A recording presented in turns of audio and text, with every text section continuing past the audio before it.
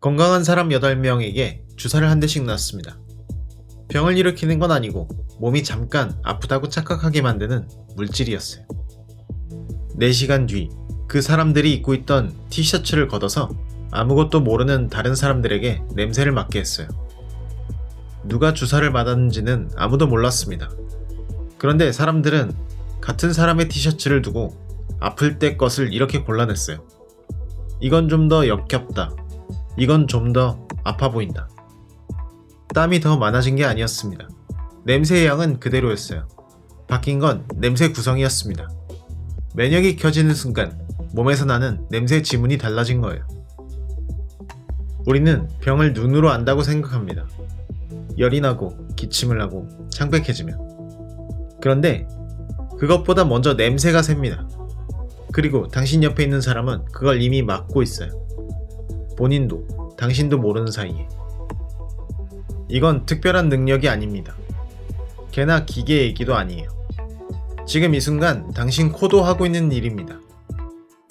사실 병에 냄새가 있다는 건 아주 오래된 이야기예요. 의사들은 진단 장비가 생기기 훨씬 전부터 코로 병을 찾았습니다. 당뇨가 심해진 사람의 숨에서는 달큰한 과일 냄새가 났어요. 지금도 응급실에서 쓰는 단서입니다. 간이 망가진 사람에게서는 곰팡내 비슷한 냄새가 났고, 이건 지금도 의대 교과서에 실려 있어요. 옛날 의사들의 기록에는 더 이상한 것도 있었습니다. 장티푸스에서는 갓 군 빵 냄새가, 어떤 열병에서는 정육전 냄새가 난다고 적었어요. 물론 이건 정밀한 과학이라기보단 냄새로 병을 읽던 시대의 흔적입니다. 그래도 방향은 맞았어요. 병은 몸 밖으로 냄새를 흘립니다. 가장 유명한 이야기는 스코틀랜드의 한 여자입니다. 어느 날부터 남편의 냄새가 달라졌다고 했어요. 늘 나던 냄새가 묵직하고 쿰쿰한 냄새로 바뀌었다고. 남편은 멀쩡했습니다. 그로부터 12년이 지나서야 남편은 파킨슨병 진단을 받았어요. 이 여자는 병을 냄새로 12년 먼저 안 겁니다. 사람들은 그녀를 초능력자라고 불렀습니다. 개도 마찬가지예요. 훈련받은 개는 사람의 땀 냄새만으로 발작이 올지를 꽤 높은 확률로 맞춥니다. 물론 개는 우리의 코와 급이 다르죠. 개의 냄새 세포는 3억 개, 우리는 600만 개니까요. 그래서 우리는 생각합니다. 그건 개나 특별한 코를 가진 사람 얘기라고. 그런데 아까 그 티셔츠 실험을 떠올려 보세요. 주사를 맞은 건 특별한 사람이 아니었습니다. 냄새를 맡은 것도 그냥 평범한 사람들이었어요. 그리고 그들은 아픈 냄새를 골라냈습니다. 여기 조용한 실험이 하나 더 있어요. 평범한 사람 8명에게 아픈 사람과 건강한 사람의 겨드랑이 냄새를 나란히 주고 맞춰보라고 했습니다. 결과는 정확히 맞힌 비율이 56.7%였어요. 반반이 50이니까 겨우 넘긴 겁니다. 이 숫자가 초라해 보일 수 있어요. 반반보다 겨우 나온 건데 이상하게 이게 더 걸립니다. 우리는 냄새로 병을 꼭 집어내진 못합니다. 하지만 완전히 못 맞는 것도 아니에요. 그 미세한 신호가 의식이 닿기 전에 어딘가로 새어 들어갑니다.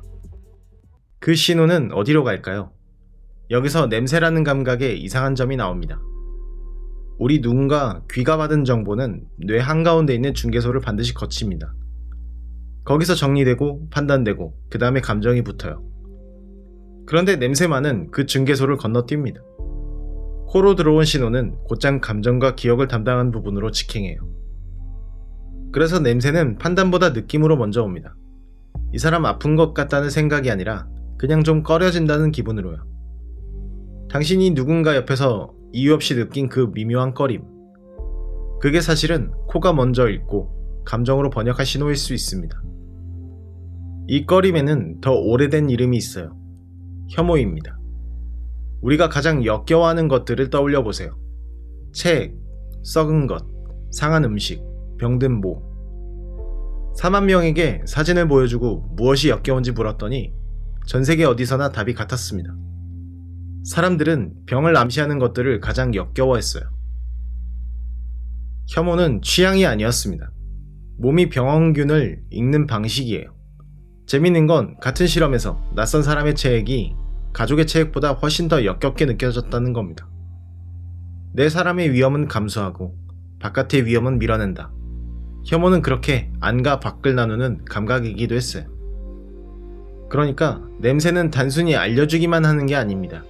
몸을 준비시킵니다. 한 실험에서 사람들에게 아주 역겨운 냄새를 맡게 했더니 그 직후 침 속에서 면역 물질이 잠깐 치솟았어요. 30분 뒤엔 다시 가라앉았고요. 역겨운 냄새를 맡는 것만으로 몸이 짧게 방어태세에 들어간 겁니다. 이쯤 되면 우리 코를 다르게 부를 수 있을 것 같아요. 이건 감지기가 아니라 검역소에 가깝습니다. 냄새를 맡고 꺼림으로 번역하고 거리를 두게 만들고 몸까지 잠깐 무장시키니까요. 그 모든 게 당신이 알아차리기도 전에 일어납니다. 그런데 이 검역소에는 문제가 하나 있습니다. 정밀하지가 않아요. 화재 감지기를 생각해보세요. 감지기는 불을 보지 못합니다. 연기만 감지해요. 그래서 토스트를 조금만 데워도 요란하게 울리죠. 왜 이렇게 예민하게 만들었을까요? 진짜 불을 놓치는 것보다 가짜 경보 몇 번이 훨씬 싸기 때문입니다. 우리 몸의 검역소도 똑같이 설계됐어요. 병 자체가 아니라 병처럼 보이는 단서에 반응합니다. 그래서 누군가를 이유 없이 꺼렸던 순간은 사실 당신의 감정이 아니었을지도 몰라요. 수백만 년 동안 굴러온 오래된 프로그램이 당신을 통과해 잠깐 작동한 겁니다. 여기까지는 신기한 이야기죠. 그런데 같은 원리가 어두운 쪽으로도 작동합니다. 이 시스템은 진짜 병원균과 그냥 남들과 달라 보이는 것을 잘 구별하지 못해요. 그래서 병이 없는데도 남다른 외모나 늙은 몸, 상처와 장애를 위협 단서로 잘못 읽습니다. 한 실험에서는 아무 병이 없는 얼굴 기형인데도 사람들은 그걸 진짜 전염병 환자를 대할 때와 똑같은 강도로 피하고 역겨워했어요. 전염되지 않는다는 걸 머리로 알면서도요. 저는 이 대목이 이 이야기에서 가장 불편합니다. 우리가 누군가를 밀어낼 때 그 밑바닥에 이 오래된 코가 깔려있을 수 있다는 거니까요. 하지만 한 가지는 분명히 해야 합니다. 이건 설명이지 정당화가 아니에요. 이 반사가 무엇을 위협으로 볼지는 타고나는 게 아니라 문화가 가르칩니다. 그래서 이걸 편견은 어쩔 수 없다는 핑계로 쓰는 건 과학이 아니라 알리바이예요. 오히려 반대입니다. 우리가 누군가를 꺼리는 이유가 도덕적 판단이 아니라 무해한 차이를 병으로 착각하는 낡은 오작동이라는 것. 그게 밝혀질수록 그 꺼림에는 근거가 없다는 뜻이 됩니다. 이제 처음의 티셔츠로 돌아가 볼게요. 그런데 이 이야기에는 아직 아무도 냄새를 맡지 못한 사람이 딱 한 명 남아 있습니다. 당신의 코는 방 안의 모두를 검역합니다. 낯선 사람의 땀 한 방울, 아픈 기색 하나까지 읽어내려고 해요.